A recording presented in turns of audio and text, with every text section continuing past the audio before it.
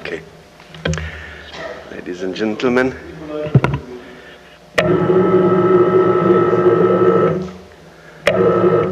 I'm afraid it will be more peaceful topic as military topics yesterday. Czechs don't like to fight too much.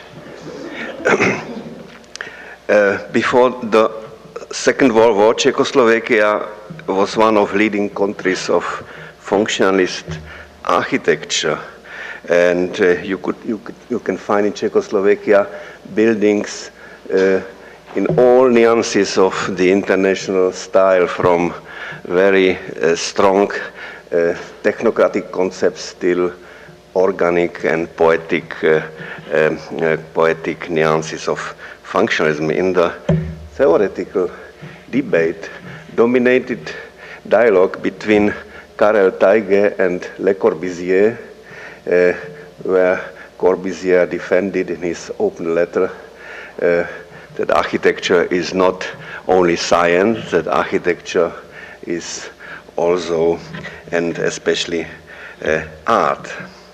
And the evolution of functionalist style culminated in 1930 with the Tugendhat house built by Ludwig Mies in Brno, which became one of the icons of the first MoMA exhibition 1932 here in New York. Shortly after the breakdown of the New York Stock Exchange in Wall Street, the Great Depression started, failing to avoid the small and prospering state, which, owing to its economic power and strong currency, ranked as the seventh among the most developed countries. The volume of production dropped to 60%, the exports to 1/3, and the rate of unemployment reached its peak of almost 1 million people early in 1933.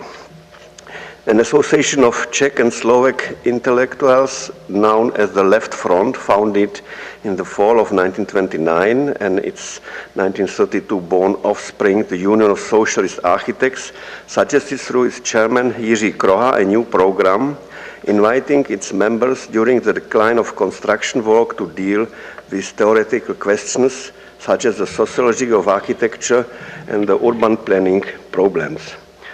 Thus, a number of theoretical works appeared at the time as the social and economical aspects of dwelling by Jiří Kroha, or the economic recovery plan of Czechoslovakia by Bohuslav Fuchs and Jindřich Kumpoš.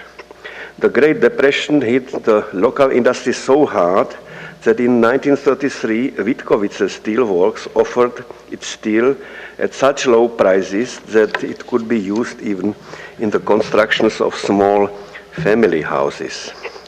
The situation didn't change for better until 1933. However, the new economic boom after that was affected by another danger factor, the Machtergreifung in Berlin. From the point of its defense, Czechoslovakia had a very long, elongated shape. In addition, it was surrounded to neighbors who, except Romania in the east, were not its friends. And being the only country in the region with a democratic political system, it became one of the first major targets of the Nazi expansion plans. While in 1934-38, the closing period of the First Republic, large-scale construction took place in the field of education, healthcare, and housing. The main focus following the strategic general Stoff decision taken in the fall of 1934 became the construction of a defense fortification system strongly influenced by the French Maginot Line. The system was planned in response to the German strategic plan of attacking Czechoslovakia from Silesia in the north and simultaneously from Lower Austria in the south. The plan was known as the Ewald-Banse Plan, and according to it, the armed forces of Czechoslovakia had to be divided and thus more easily defeated. The fortification system was intended to stop or at least slow down the advance of the German forces in the case of sudden attack, as planned by the Germans, and to provide sufficient time to mobilize reserves and, if need be, to allow the country's allies to intervene. The first border defense line was to be followed by a second one some 50 to 100 kilometers from the border. The plan was developed by the Fortification Work Commander General Karel Husarek, who had studied the French Military Academy in Paris in the 1920s. In his analysis, Husarek came to the conclusion that for an efficient defense system against the attacking German divisions, some 600,000 soldiers would be needed, while with the border fortification system in place, 150,000 men would suffice. The construction of the fortification system started in 1935. Its first stage was to be completed in 1942, and the whole system was expected to be fully operational as late in 1946. Its construction required a major portion of the national budget and involvement of many construction companies, large and small. Also, many leading architects like Gochard students, Kosek and Tobek participated in the construction work during their military services. The fortification system, whose construction was supervised by French experts and whose one part was completed in September 1938, included some 100 sites. The minor ones, known as light bunkers, type 36, were in fact Maginot Line replicas. Later, as 1937, forts of type 37, colloquially called Ropiks, were built around the country, particularly in the regions of southern Bohemia, Pilsen, Ore Mountains, Opava, southern Moravia, Slovakia, and Ruthenia. The costs of each site amounted to some 60,000 crowns, which was the price of a middle-class family house. The construction of major defense sites included so-called infantry blockhouses, artillery blockhouses, and fortresses. The infantry blockhouses had the capacity of 15 to 35 men, the artillery blockhouses up to 75 soldiers, plus fortresses. The largest fortress was built in the Dobroshov in Eagle Mountains, where by September 38, 3 of the total 7 sites had been built, with over 2-kilometer underground galleries and halls, some of which were located 40 meters below Earth's surface. In total, 227 forts and 38 blockhouses were constructed. The construction costs of a blockhouse amounted to 600,000 to 800,000 crowns, which was the price of 10 family houses. Leading structural engineers, such as Professor Stanislav Bechyně, Pontifex Maximus of Czech Bridge Engineering, and author of a number of reinforced concrete public, industrial, and bridge structures, participated in the construction.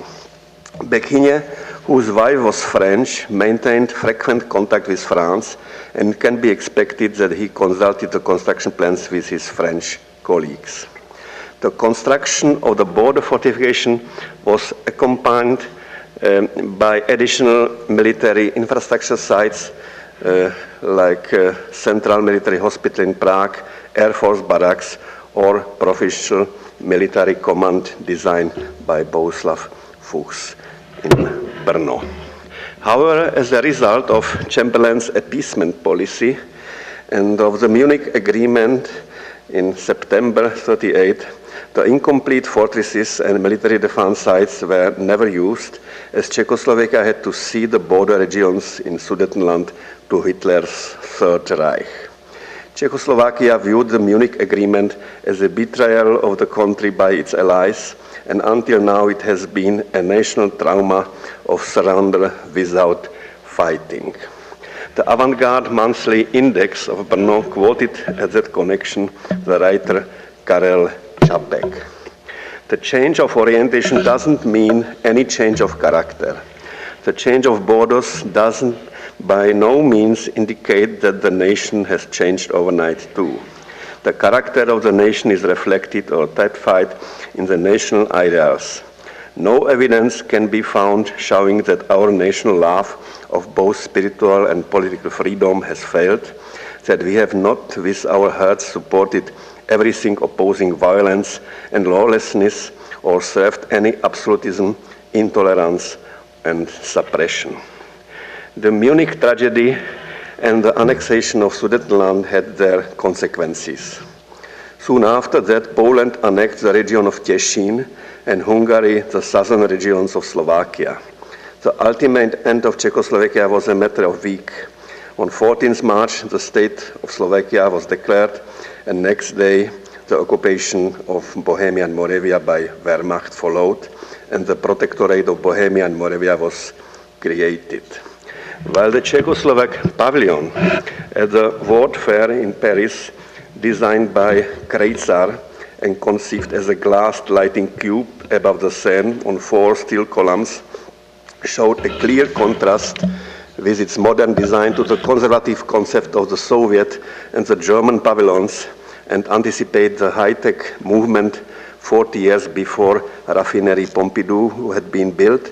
The Czechoslovakian pavilion in New York 2 years later by Kamil Roškot could only be constructed owing to the support by Czechs and Slovak in America as a sort of symbolical tombstone of a country that in the meantime had ceased to exist.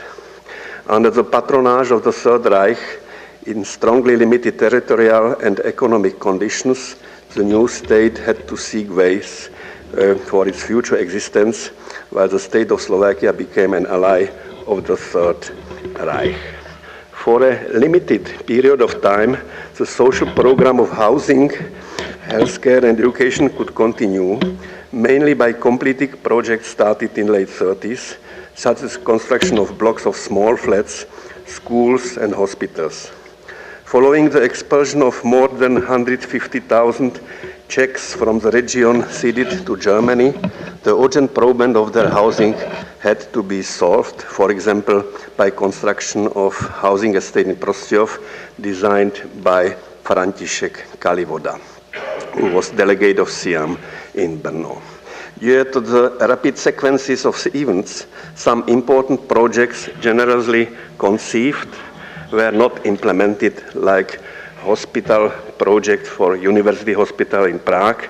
Instead of that was built only a small provisional maternity hospital at the same site, and Bedřich Rozehnal could build only surgery pavilion. The maternity pavilion in Kyiv was built at first after the war. The amazing number of architects participating in some architectural competition in the beginning of occupation witnessed the reduction of design jobs for local architects and the decline of all construction work that was not related to the military plans. Important was, for instance, competition for offices for finance and justice in Žižkov, but you can see that the SIAM scheme was followed by nearly all architects. In the first years of German occupation of the country, a number of invited competitions were organized with remarkable entries presented there, such as the extension of Museum of Decorative Arts or theater in Poděbrady. On 17th November 1939, after a student demonstration following the death of their colleague Jan Opletal, who had been shot by the Germans, all Czech universities were closed. As a result, the education of young generation was interrupted, and 1,200 students have been immediately sent to Sachsenhausen concentration camp and to forced labor in Germany. Here are some victims. For instance, Jiří Kahn, who was originally student of Hans Pelzig in Berlin and worked with architect Libra in Prague, was then in Auschwitz and worked on plans for gas facilities where he was killed a little bit later. This is one case. Another case was Vladimir Greger, who borrowed his passport to the minister Feyerabend, and he could escape from Protectorate to London. In the prison house in Berlin, he still designed house for the father of Václav Havel. The only school which was not closed was the School of Decorative Arts, but leading professors Pavel Janák and Otakar Novotný were pensioned off. As its rector, the young architect Jan Sokol, former Le Corbusier collaborator, was appointed, and owing to him, the continuity of the school could be maintained.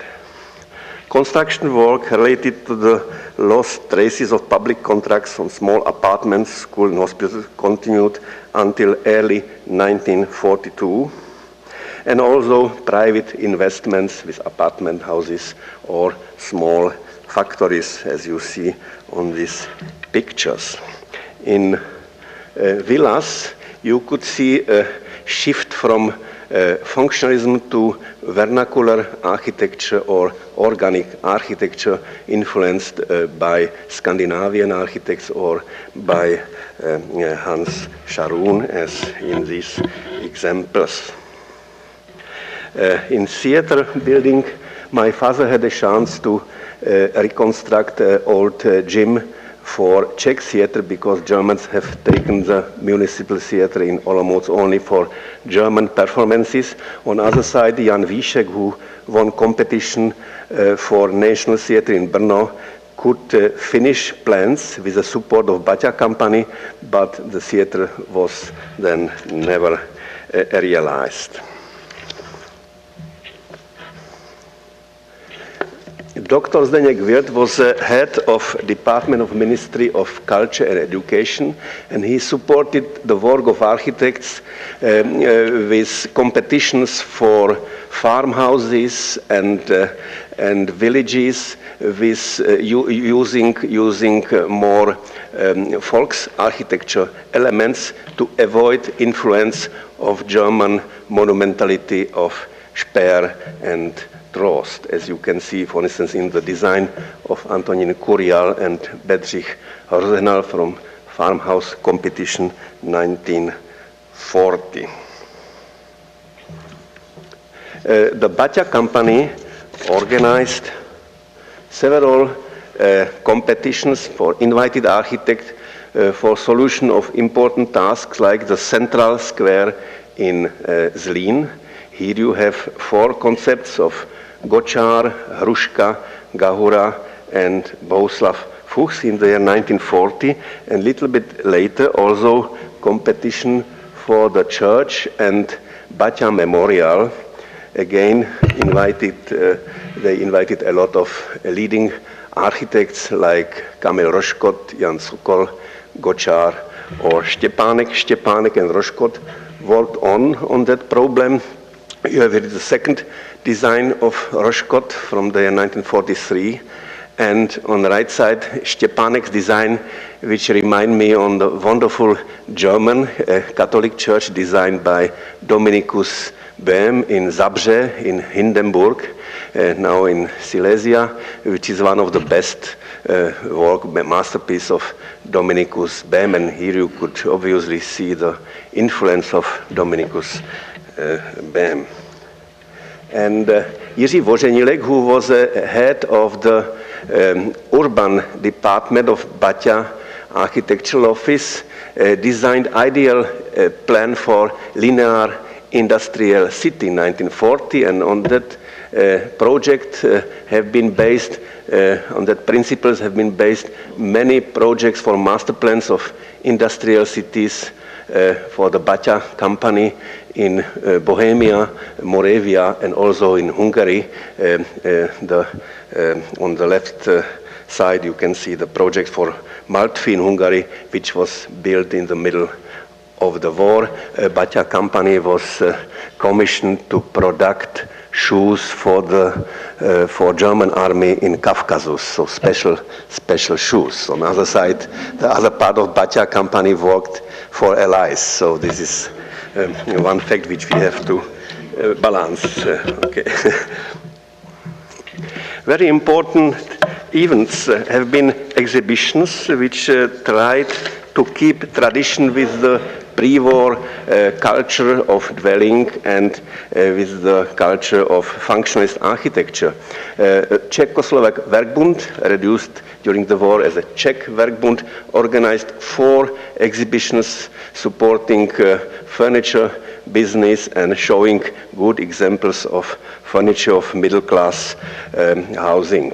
And you can see posters of these exhibitions and catalog, and then is a 60th birthday party for the chairman of the Werkbund, Pavel Janák, in attendance of Bohuslav Fuchs, is Pavel Janák, Bohuslav Fuchs, Oldřich Starý, Ladislav Žák, Jiří Šturza, and others. But the most important event was the exhibition for the new architecture, which was opened in May 1940 and was accompanied with many lectures and concerts in the museum, where was shown really the whole panorama of Czechoslovak architecture before the war, with one exception: Jewish architects haven't been already included. The result of the exhibition was the book written by Jan Koula, The New Czech Architecture in 20th Century, which appeared also in 1940. But Czech magazines have resisted to publish German monumentalism, so you could see what they published during the war. For instance, Kai Fiskerk housing block in Copenhagen, or Hans Scharoun Villa bench on Weinmeister, which never been published in German professional magazines. And in the second half of the picture, you could see 4 pages of Czech architecture magazine Architexia with Erik Brigman and Erkki Huttunen from Finland, with Gunnar Asplund, of course, with his crematorium, but also with Carlo Molino factory in northern Italy. Very important was then theoretical work during the war, because many architects prepared and written books and theories in to housing problems, urbanism, and also to landscape architecture, which mostly have been published in the first months after the war. Maybe the most influential was the book by Emanuel Hruška, Urban Form, which has shown many plans from late 30s and from the beginning of 40s for interesting tasks, because the city of Prague and also municipalities of Brno and other cities offered to architects work on urban problems like a northern satellite of the city of Prague. And it's interesting to compare 2 concepts for this satellite city. On the right side, prefabricated concept of Jiří Šturza, who was our professor and who unfortunately built a Stalin monument, which was in Prague only 6 years standing. And Jaroslav Fragner designed very unusual concept of the master plan as an ornamental pattern, which is completely different from functionalist ideas from 30s. And in this book is also published the idea of Emanuel Hruška for master plan for the new administration district in Holešovice, which was of course influenced by Plan Voisin and dominated together with the plan of Josef Havlíček for New Town in the Czech presentation at the 6th Siam Congress in Bridgewater after the war, and also at the exhibition of Czechoslovak modern architecture at the RIBA building in London at the same year, 1947. This plan was developed since late 30s because Havlíček's wife was daughter of very prominent Prague physician, so he elaborated projects for the new university hospital in Albertov, and then during the war he extended this plan for the Plan Voisin of Prague for sanation of new town around Wenceslas Square with these 3 pyramidal skyscrapers, which he also designed for United Nations building in New York in late 40s when he was invited as an advisor with Neutra, Niemeyer and others. Next. Yeah.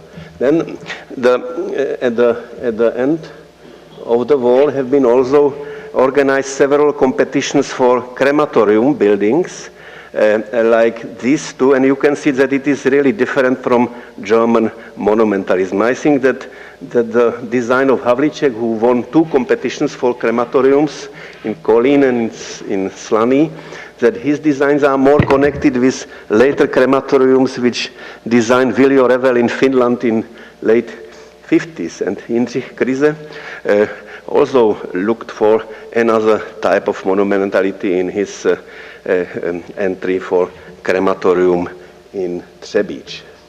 And from plans which City of Prague has offered to architects, the most important was the highway. I think the part of this highway should be also new bridge designed by Paul Bonac. I would like to thank our colleague Mai, who yesterday mentioned that Paul Bonac designed a bridge over valley of Nusle for Prague in the year 1942. So part of it was also a solution of public buildings around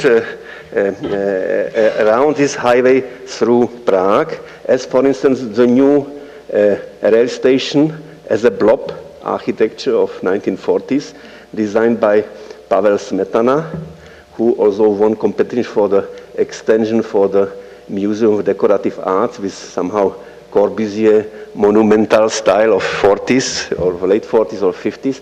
And Gočár had another proposal for central station in a crossroad in Bulhare, which is approximately here. And another plan from the time was design of an opera house and concert hall by Camille Rochecot, 1944, anticipating more Piacentini rationalism in Italy, and also proposing destruction of Obecní dům, famous Jugendstil building, besides of Powder Tower. It would be impossible today, but I think all pupils of Jan Kotěra hated this Jugendstil building. Well, this is a different type of monumentality which was discussed in Czech architecture journals in late 40s. This is a cover of this journal, Architectia, Problem of Monumentality in Architecture, with contributions of architects of 3 generations. This was a Czech understanding of monumentality, and this was a German understanding of monumentality of this man, Albert Ster, who is staying here in front of Rudolfinum Concert Hall. It is not without interest that all these propaganda books, Neue Deutsche Baukunst, have been published in Prague, publisher house, Volk und Reich Verlag, Prague, Amsterdam, Berlin, Wien, but printed in Brno Print House. Maybe the Brno Print House was the best in the new Reich. Rudolf Wolters was the right hand of Speer, and you do know his fate from interviews connecting the film which was shown in Germany, I think 2 or 3 years ago. Besides of Bonac, also Schmidhenner designed one interesting task for Prague during the war, and it was extension of the old town hall tower with the new Renaissance building in Swabian Renaissance style, which was quite different from Czech's concept of this. These proposals from Gočár, 1909, and Bench shortly after the war. Interesting is that Schmidhenner plan was included in the book by Bohumil Hipschman shortly after the war with negative critique, but anyway, it was still taken in the discussion. Besides of these projects, there was built one Kriegsbedingter-Bau, war-required building, and it is an aircraft engine factory in Prague. I think that it was conducted by Organisation Todt. They have built in the time 2 such factories, minimally one in Stettin, now in Poland, and one in Prague with architects Gottberg Nissen, who was pupil of Tesseno and was after the war professor in Hamburg, and by Hermann Henselmann, you may know as a leading architect of Stalinallee after the war and director of the former Bauhaus in Weimar. It was also building without steel, only with reinforced concrete glass, but it's a very, very good design, I have to say. And besides of these war activities, I would like to show at the end some plans at the end of the war, how Germans kept the infrastructure. For instance, they led to build rendering plant in Zlín, designed by Voženilek, or a new wire plant in Předměřice on the Elbe, because the old one was flooded in the big flood 1940, and they wanted to control Elbe because it was one of the strategic waters in Germany.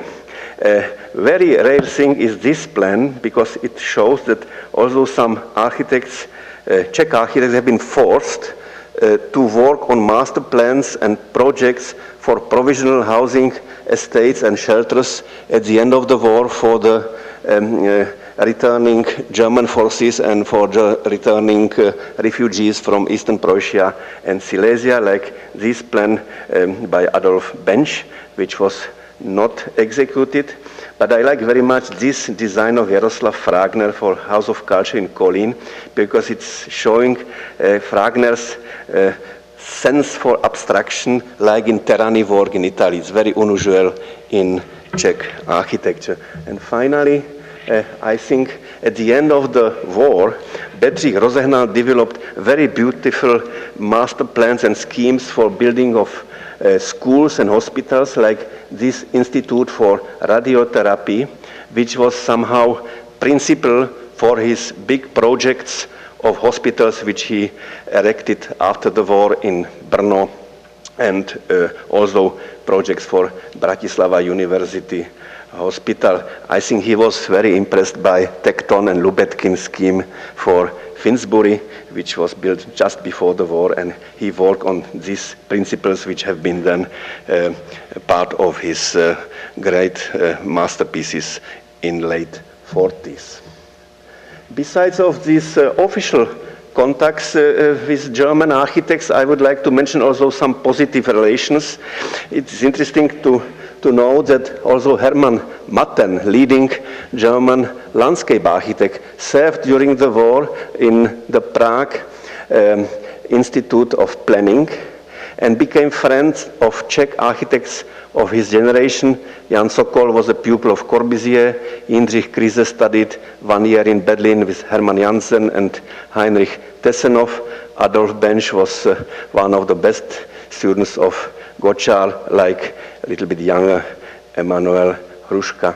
And there was also a very close relation between my father and Hans Scharoun, and they changed many letters also during the war, which have not gone through the normal post, but they have been brought by messengers. One of them was my uncle, who was on forced labors as a physician in Potsdam, and another one was Scharoun's neighbor, who served in Moravia and brought in the pocket letters or books to Berlin. This book Scharoun reviewed with a very nice long letter in the year 1944. This is the last letter during the war, which is showing the situation in Berlin when their flat in Siemensstadt was already badly damaged without glass, and the life was in Berlin very difficult. Finally, Scharoun also commented some projects of my father during the war, which have been prepared for the start after the war, and also added some sketches how to find other solutions for flats, etc. But Scharoun's dream that maybe he could start after the war in the office of my father was changed because of Nikolai Berzarin, who appointed Scharoun the first building councillor of Berlin, 1945 to 46. And Scharoun's dream in bombed Berlin was later changed in the unusual form of Philharmonic Hall 20 years, 15 years later. And the situation changed because Czechoslovakia lost the position as a democratic messenger in Eastern Europe, and through the coup d'etat in Prague, Czechoslovakia belonged after the war to the Soviet bloc, and this promising development of the pre-war architecture and also the resistance during the war was then radically stopped by Soviet influence. So the development after that was very similar to East Berlin, Poland, and Hungary. I hope that it was not too long. Thank you very much.